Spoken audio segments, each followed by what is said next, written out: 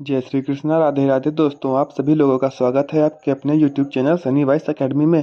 तो दोस्तों, कैसे हैं आप सभी लोग? उम्मीद करते हैं कि आप सभी लोग ठीक होंगे, स्वस्थ होंगे। तो दोस्तों, जैसा कि हम लोग बता दें कि कल है सीता माता की पूजा, शीतला अष्टमी। दोस्तों, शीतला माता का जो पूजन होता है ना, वह साल में सिर्फ एक ही दिन आता है। कोई लोग जो होते हैं वो शीतला सप्तमी के दिन भी इसका पूजन करते हैं और कई लोग शीतला अष्टमी के दिन इसका पूजन करते हैं। दोनों का अलग अलग विधान होता है। कोई सप्तमी को पूजा करता है तो यहाँ पर कोई अष्टमी को पूजा करता है।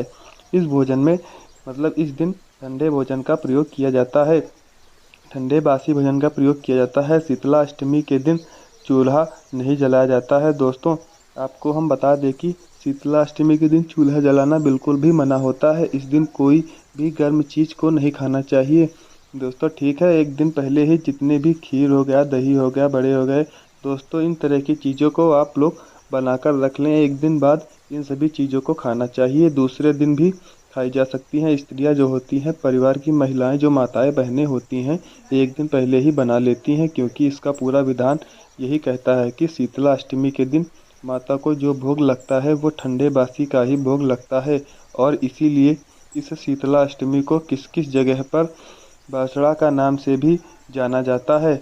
जो बासड़ा का मतलब हो गया बासा हुआ, यानी कि जो एक दिन पहले खाना बना लेते हैं उसको बासा हुआ बासड़ा, इसी वजह से नाम दिया गया है। दोस्तों, साथ ही साथ पूज्य गुरु जी ने कथा के अंदर यह भी जानकारी दी है कि बहुत सारे लोग हुए, बहुत सारी स्त्रियां माताएं बहनें जो होती हैं, जो कि बहुत बड़ी बड़ी गलतियां करती हैं शीतला माता के पूजन में। शीतला माता के पूजन के दौरान हमेशा आपको समय के साथ ध्यान रखना यह चाहिए। समय जो होगा वो मैं आपको बता देता हूँ। शीतला अष्टमी का पूजा का मुहूर्त ना तो वैसे को कितने को हिंदू पंचांग के अनुसार 2 अप्रैल को यानी कल सुबह समय पर आपको 6:01 से लेकर 6:32 तक माना गया है। याद रखिएगा, शीतला माता का जो पूजन हमेशा ऐसे मौसम में किया जाता है, यानी कि ऐसे समय पर किया जाता है जब मौसम एकदम कैसा हो, ठंडा हो, शीतल हो, यानी कि या तो शाम के समय या फिर रात्रि आप पूजन कर सकते हैं, या फिर सुबह जल्दी ही आप पूजन कर सकते हैं। ऐसा नहीं है आप दिन में या कभी भी पूजन कर लीजिए, इससे आपको आपकी पूजा का कोई फल प्रदान नहीं होगा। दूसरे नंबर पर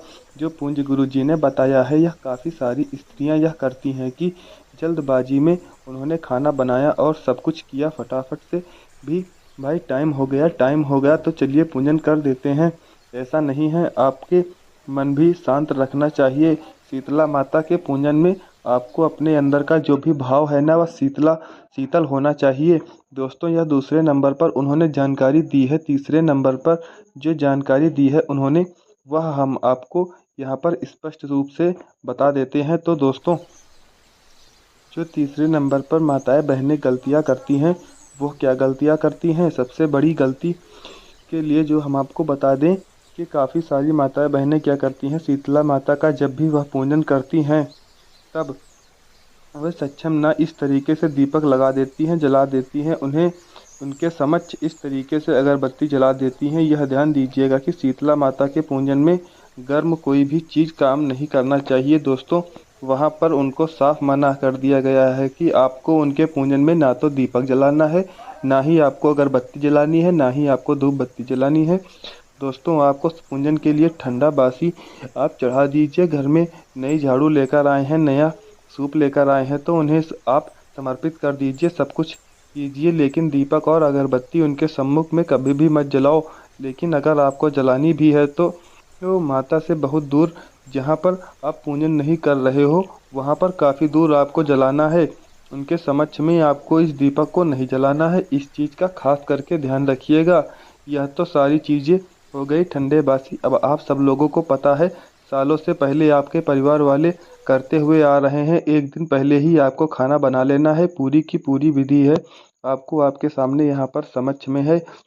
आप चाहे तो इसका स्क्रीनशॉट भी ले सकते हैं। इसी तरीके से आप क्या कर सकते हैं, पूरा का पूरा शीतला माता का पूजन कर सकते हैं। ठीक है, जो भी यह चीज़ें हैं, अष्टमी को बने हुए मीठे चावल, नमक पर मठरी जो आपने बनाई हुई है, वह आप लेकर के वस्त्र में आपको रोली, कुमकुम, चावल, हल्दी, अक्षत सभी से आपको क्या कर लेना है, उनका पूजन करना है।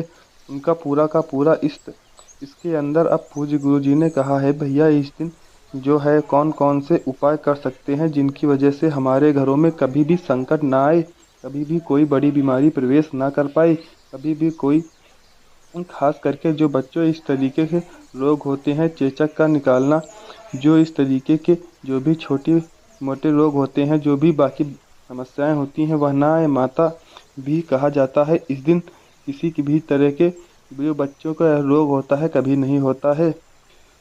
न बच्चों की निरोगी काया के लिए सभी माताएं बहनें इस वाले व्रत को करती हैं। शीतला माता की पूजन करते हुए कुछ कुछ लोग सप्तमी को पूजते हैं, कुछ लोग अष्टमी को पूजते हैं। इस बार अष्टमी को पूजन होगा, वह मंगलवार के दिन होगा, और साथ ही साथ काफ़ी सारे लोग सप्तमी के दिन अष्टमी जबकि पूजा करते हैं। वही होली के बाद जो भी सोमवार आता है उसी सोमवार को ठंडा वार मानकर माता की पूजन कर देते हैं। और आज इसको वीडियो में बना रहा हूँ, आज सोमवार का दिन है। आज भी मैंने मंदिर में देखा काफ़ी सारी स्त्रियों ने, माताएं बहनों ने आज भी पूजन किया था। ठीक है, तो कोई दिक्कत नहीं है, लेकिन जो उपाय बताए हैं पूज्य गुरु जी ने वह आपको शीतला अष्टमी के दिन ही करने हैं। ध्यान से सुनिए। पहला वाला उपाय होगा ना, यह किसके लिए होगा? अगर आपके परिवार में आप चाहते हैं कि आपके बच्चे, आपके बड़े बूढ़े सभी व्यक्ति निरोगी रहें, किसी भी तरीके की कोई बीमारी उनके अंदर प्रवेश ना कर सके, किसी भी तरीके का कोई रोग ना हो उनको, तो एक छोटा सा यह काम आप सभी लोगों को करना है।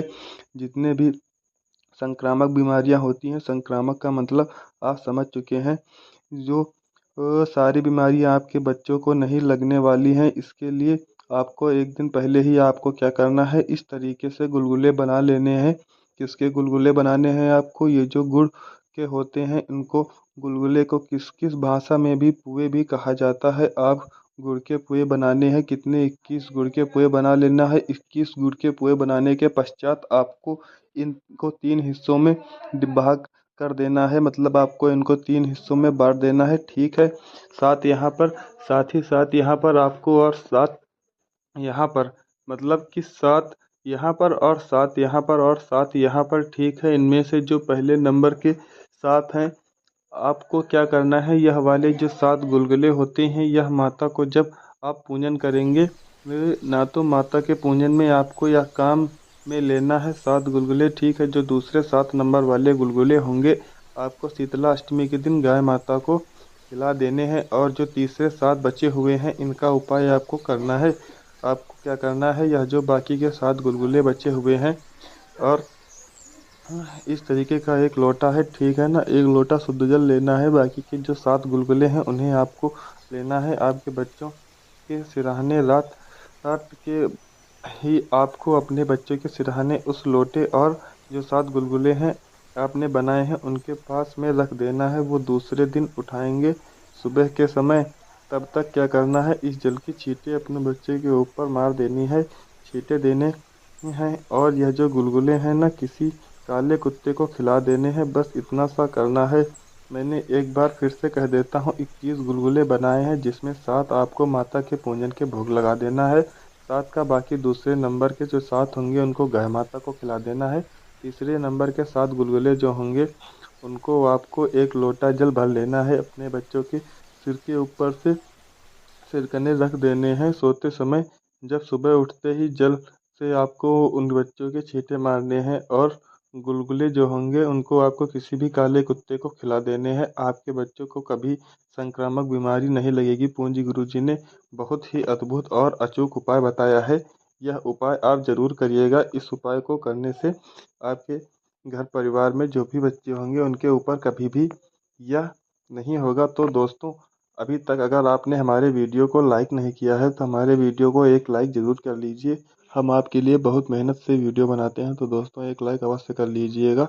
मिलते हैं कल एक नए उपाय के साथ में, तब तक के लिए हमारे साथ जुड़े रहें और हमारे चैनल को सब्सक्राइब कर लें। धन्यवाद दोस्तों।